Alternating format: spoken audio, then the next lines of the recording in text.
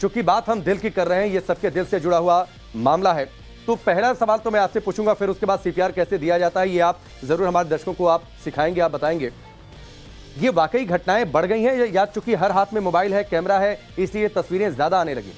देखिए, बिल्कुल ठीक कह रहे हैं कि अब जो युवा वर्ग है, खास करके हम लोग देखते हैं, उनके अंदर एंजियोग्राफी एंजियोप्लास्टी ज़्यादा करनी पड़ रही हैं, उनके यहाँ हार्ट अटैक के चांसेस बढ़ गए हैं, मृत्यु बढ़ गई हैं। और खास करके ऐसे लोग देखे जा रहे हैं कि उम्र 25 साल है, 20 साल है, 22 साल है और 30-35 तो बिल्कुल कॉमन हार्ट अटैक की एज हो गई है। तो कहीं ना कहीं जो हमारा लाइफ स्टाइल है, जिसमें स्ट्रेस है, ब्लड प्रेशर है हाई, हाइपरटेंशन है, डायबिटीज़ है, इसके अतिरिक्त आपका जो ओबेसिटी है, मोटापा है, स्मोकिंग है, ये ऐसे बहुत सारे फैक्टर्स हैं जो युवा वर्ग में इस समय कॉमन हो गए, उसकी वजह से हार्ट अटैक की संभावनाएं बढ़ गई हैं। और एक बहुत मेजर कारण जिसके बारे में बताऊंगा कि कोविड के बाद जिनको सीरियस कोविड इन्फेक्शन हुए हैं, जिनके लंग्स डैमेज हो गए थे, और कहीं ना कहीं हम सब जानते हैं कोविड जो है वो लंग्स की बीमारी है, लेकिन कहीं ना कहीं इनडायरेक्टली दूसरे अंग्स को भी अफेक्ट करती है। ऐसा ही हार्ट के साथ हुआ है। हार्ट की जो ऑक्सीजन कैपेसिटी है, जो हार्ट की जो जिसमें ऑक्सीजन सप्लाई होती है, वो कहीं ना कहीं लंग कंप्रोमाइज होने की वजह से कम हो गई थी। उसकी वजह से जो हार्ट की मसल्स हैं वो वीक हो जाती हैं, तो कहीं ना कहीं पंपिंग कैपेसिटी कम हो जाती है, उसकी वजह से भी हार्ट अटैक चांसेस बढ़ जाते हैं पोस्ट कोविड में। दूसरा, जो हार्ट अटैक क्यों होता है कि कोई भी वायरल इन्फेक्शन होता है, कोविड के वायरल इन्फेक्शन में भी जो मायोकार्डाइटिस जिसको बोलते हैं कि जो हार्ट की मसल्स थी उनका इन्फ्लेमेशन हो गया था, वो भी वीक हो गई थी, उसकी वजह से भी डायलेशन हो जाता है, कार्डियोमायोपैथी हो जाती है, उसकी वजह से भी पंपिंग कैपेसिटी कम हो जाती है। इवन बहुत सारे अरिथमियाज, मतलब हार्ट रेट का कम होना या बहुत ज़्यादा हो जाना, इस तरह की घटनाएं भी देखी जा रही हैं। तो कहीं ना कहीं कोविड भी कुछ हद तक जिम्मेदार है। इसलिए हम सबको अपनी इम्यूनिटी पे, अपने लाइफ स्टाइल पे, अपने डाइट्स पे कंट्रोल करना चाहिए, उस पर ध्यान देना चाहिए, जिससे हम इन घटनाओं को कम कर सकें। और दूसरा सबसे बड़ी बात, अगर घटना होती है तो कैसे हम उस व्यक्ति को मृत्यु के मुंह से वापस लाएं, कैसे एमराज के मुंह से वापस लाएं, उसके बारे में डॉक्टर सलील बताएंगे कि जब ऐसा कोई व्यक्ति आपको दिख रहा है मॉल में, होटल में, रेलवे स्टेशन पे, एयरपोर्ट पे, अगर वो कोलैप्स हो रहा है, उसकी ब्रीदिंग स्टॉप हो रही है, वो गिर जा रहा है, तो उस समय क्या करना चाहिए, क्या नहीं करना चाहिए, उसके बारे में डॉक्टर सलील बताएंगे आपको। और डॉक्टर सलील, इसके साथ एक और की पहचाने कैसे, अगर मुझे कोई दिक्कत महसूस हो रही है या फिर कोई और, हमने कई सारी तस्वीरें देखी, जैसे रामलीला में हनुमान के किरदार,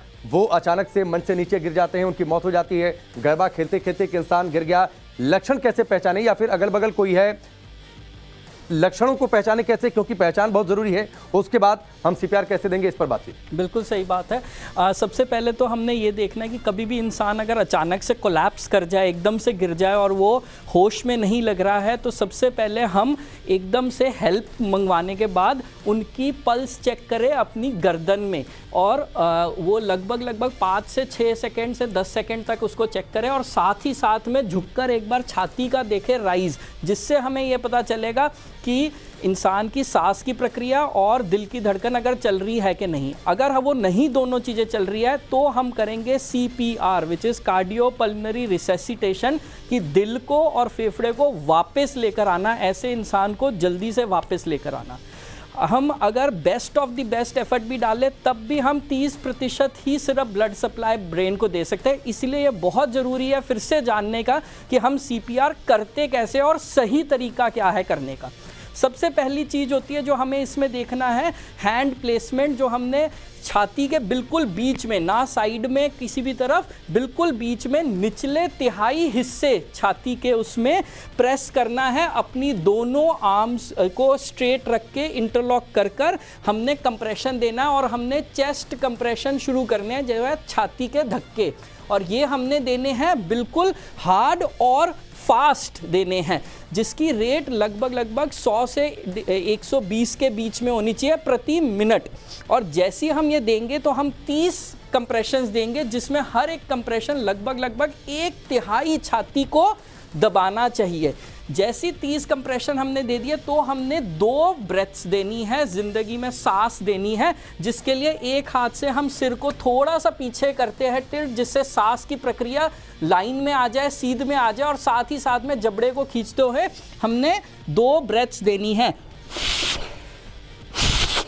जैसी हमने 2 ब्रेथ्स दी, हमने एकदम से छाती के कंप्रेशन शुरू कर देने हैं, और ये प्रक्रिया 30 कंप्रेशन 2 ब्रेथ्स के हमने कायम रखनी है, जब तक पेशेंट में वापस सांस आने के लक्षण ना आ जाए, या फिर एम्बुलेंस से advance cardiac life support service ना आ जाए।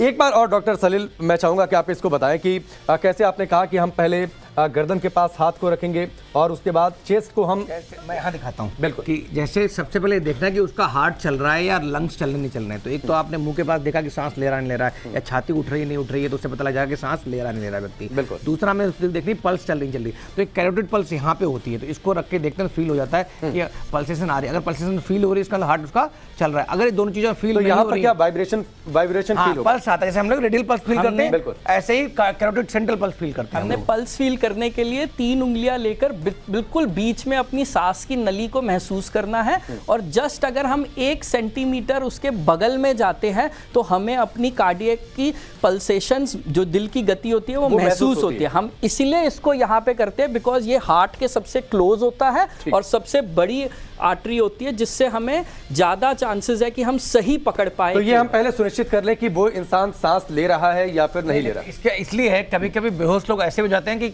ब्रेन में कोई प्रॉब्लम आ गई, लेकिन बेहोश तो हो गए बट उनका हार्ट और रेस्पिरेटरी रेट सही चल रहा है, हार्ट भी ठीक चल रहा है, सांस भी ठीक चल रही है, तो उस समय सीपीआर की जरूरत नहीं है।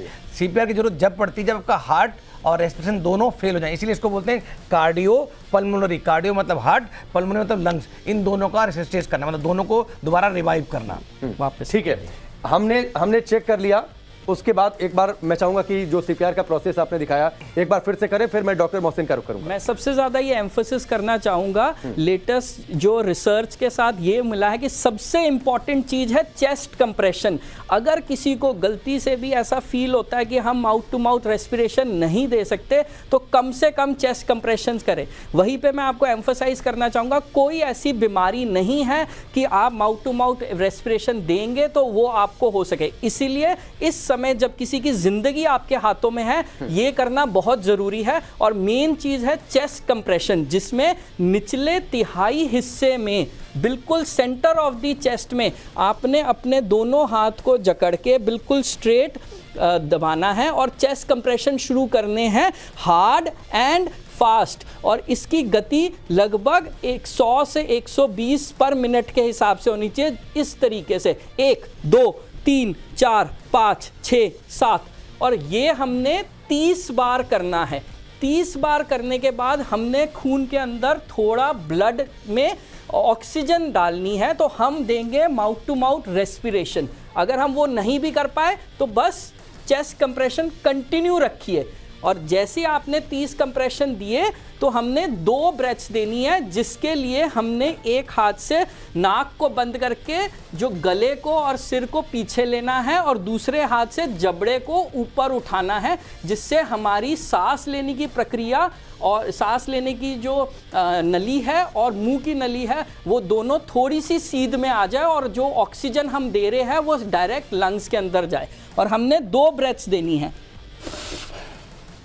आपको देखना चेस्ट राइज हो रही है। और दूसरा, साथ में जो व्यक्ति खड़े हैं उनको हेल्प के लिए कॉल करना है, उनको एम्बुलेंस के लिए कॉल करना है, सो दैट जब तक ये सीपीआर चल रहा है तब तक नियर बाय जो हॉस्पिटल है, जो कोई एम्बुलेंस सर्विसेज है, वहां से एम्बुलेंस आपको मिल जाए और तुरंत ही हम जाकर जो भी इंटरवेंशन करते हैं वो गोल्डन पीरियड जो होता है, पहले 30 मिनट्स होते हैं, वो गोल्डन टाइम होता है। उसमें अगर एंजियोग्राफी करनी है, कोई ब्लॉकेज को खोलना है, इंजेक्शन देके दवाई देनी है या वेंटिलेटर सपोर्ट चाहिए पेशेंट को, वो सारी सुविधाएं तुरंत मिल जाए। ठीक है।